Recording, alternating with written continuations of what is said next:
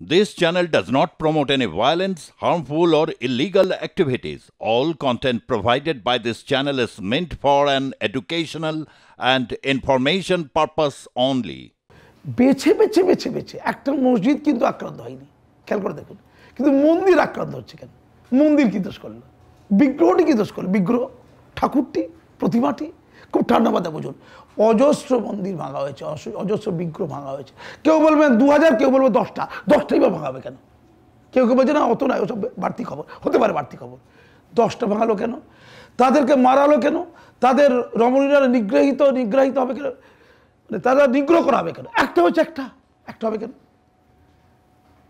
আওয়ামী লীগ হাসিনার সাথে এই সংখ্যালঘু রমণীটির কি দোষ হলো? তাকে পার্টিকুলারলি লোকেট করা হচ্ছে কেন? ওই অসহায় লোকদের ঘরদোর জ্বালিয়ে দেওয়া হচ্ছে কেন? এটার প্রতিবাদ করবে কে? এখানে তো ধর্ম আসছে, ইসলামে পরিষ্কার বলা আছে, কোরআনে পরিষ্কার বলা আছে, লাকুম তিন হুকুম ওয়ালিউদ্দিন, অর্থাৎ তোমার ধর্ম তোমার কাছে, আমার ধর্ম আমার কাছে।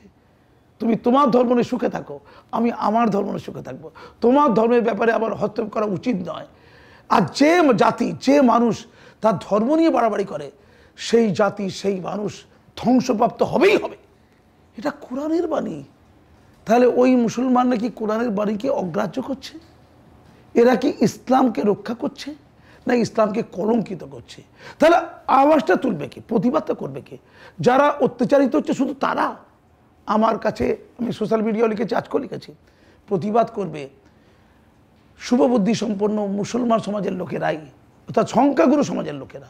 যেমন আমরা পশ্চিমবঙ্গে, ভারতবর্ষে দেখি, যখন সংখ্যালঘুদের উপর অত্যাচার হয়, তখন এই সংখ্যাগুরু অংশেরই শুভবুদ্ধি সম্পন্ন মানুষ অ্যাওয়ার্ড পরিত্যাগ করে, লড়াই করে, প্রতিরোধ করে, চেষ্টা করে অন্তত। এমন একটা কালচার বাংলাদেশেও ছিল। আমরা শাহবাগ আন্দোলন দেখেছি, কতজন ব্লগার মারা গেছে দেখেছি। অধুনা আমরা দেখতে পাচ্ছি মৌলবাদী শক্তি এতটা মাথা চাড়া দিয়েছে যে এই শুভ শক্তিগুলো প্রায় নীরব হয়ে গেছে। কিন্তু পশ্চিমবঙ্গ, আমরা তো এখানে আওয়াজ করতে পারি, আমাদের তো তেড়ে মারতে আসছে না কেন? বাঙালি মুসলমান সমাজ নীরব, খুব ঠান্ডা মাথায়। নিজের ধর্মের স্বজাতির লোকেরা তো বলবে এটা অন্যায়, এটা বর্বরতা। একে বলে সৌহার্দ্য, একে বলে সম্প্রীতি, একে বলে মানবতা। ওই দায়িত্ব আমাদের। আমি লোক খুঁজে পাইনি, তাই কালকে যখন সাধু সন্তরা মহারাজরা মিছিলে হাঁটছেন, আমি টিভিতে বারে বারে বলেছি, আওয়াজ করবে মুসলিম সমাজের বা বাংলাদেশে যারা সংখ্যা গুরু, সেই সমাজের অগ্রণী অংশ, তারা আওয়াজ করুক, তারা কথা বলুক, তারা সুরক্ষা দিক, তারা ধিক্কার যারা নিজেকে দুঃখ করুক, তারা নীরব কেন? মজা উঠছে নাকি? মজা হচ্ছে না। তাই আমার মনে হয়েছে ওরা যখন আমাকে ডাকলো, আমি টিভিতে বারে বারে বলেছি, সোশ্যাল মিডিয়া বলেছি, লিখেছি, আমি কালকে ওদের সাথে ওই গেরুয়া বসনের সাথে সাদা বসন একসাথে আপনারা দেখেছেন, আমি কিন্তু হাঁটলাম। ওদের যাই মোটিভ থাকুক, অন্যায় হচ্ছে এটা তো কারা করছে বড় কথা নয়, কি করছে বড় কথা।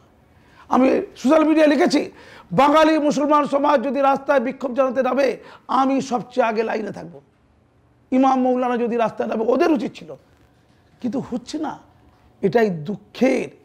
এই ভারতবর্ষে যদি সংখ্যালঘুরা কোথাও অত্যাচারিত হয়, যে কোনো অংশের মানুষই তার আওয়াজ করতে পারে, উচিত তো। সেখানে এটা আমরা এখানে দেখেছি, বাংলাদেশে আমরা দেখবো না কেন? এই কাজ যে বাংলাদেশে করছে, তার রিয়াকশন এই ভারতের সংখ্যালঘুদের উপরে পড়বে না, তার কি গ্যারান্টি আছে? নিউটনের থার্ড ল তো আমরা জানি, ধৈর্যের তো একটা সীমা আছে। লোক বলবে আমরা ধৈর্য ধরছি, কতদিন ধৈর্য ধরবে? তার রিয়াকশন যদি উত্তরপ্রদেশে হয়, মধ্যপ্রদেশে হয়, রাজস্থানে হয়, পশ্চিমবঙ্গে হয়, এ দায়িত্ব কে নেবে? যারা বাংলাদেশে এই কর্ম করছে, তারা ভারতবর্ষে বিরাট অংশের সংখ্যালঘু এবং তারা ধর্মে মুসলমান, তাদের সুরক্ষাটা ভাবছে কি? নিউটনের থার্ড ল কি ভুলছে? তাই আমি বার্তা দিতে চেয়েছি, অনেকে আমাকে ভালোভাবে নেবেন আমি জানি, কিন্তু আমি জানি সঠিক। তবে একটা কথা বলছি, এটা ভুলে গেলে চলবে না, বাংলাদেশেও উদার প্রচুর লোক আছে, প্রচুর মানুষ আছে, জানি সেটা, এবং বাংলাদেশেও শুভবুদ্ধি সম্পন্ন মানুষ, তারা প্রতিবাদ জানাচ্ছে।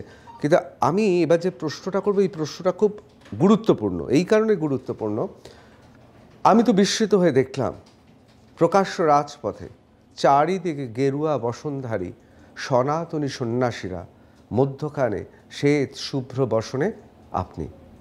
নিজেকে কি মনে করেন, সাচ্চা মুসলমান না সনাতনী? সাচ্চা মানবতাবাদী মনে করি। ভালো লেগেছে আমার ভাবতে, আমি জানি না যোগ্য কিনা। এই তকমাটা যদি কেউ দেয় না, একটু পরের দিন একটু চার্জ হওয়া যায়, আপনি সঠিক পথে এগোচ্ছেন দাদা, আমি সত্যি পাই। সোশ্যাল মিডিয়া দেখবেন কমেন্টে ভরে গেছে চারিদিকে। আমি জানি না তাদের নখের যোগ্য নয়। এপিজে আব্দুল কালাম কাজী নজরুল ইসলামের সাথে আমার কখনো কখনো কম্পেয়ার করে। আমি তুচ্ছাতি তুচ্ছ। শক্তি তো আসে। ওরা তো আমলোক, ওরা সিপিএমের নয়, কংগ্রেসের নয়, বিজেপির নয়, আরএসএসের নয়, কারো নয়, ওরা আমলোকগুলো বলে। দেখুন দাদা, দিনের শেষে না কে ভালো বললো মন্দ বললো নয়, যখন আপনি ঘুমাতে যাবেন সারা দিনে কী কাজ করেছেন যখন তার মূল্যায়ন করবেন, যদি দেখেন একদম সততার সাথে পবিত্রতার সাথে কোনো স্বার্থ নেই কিছু করেছেন, আপনার ঘুমটাও সার্থক। আপনার চোখ মুখ দিকে না একটা পবিত্রতা বেরিয়ে আসবে। আমাদের সমাজে এটা বড় অভাব।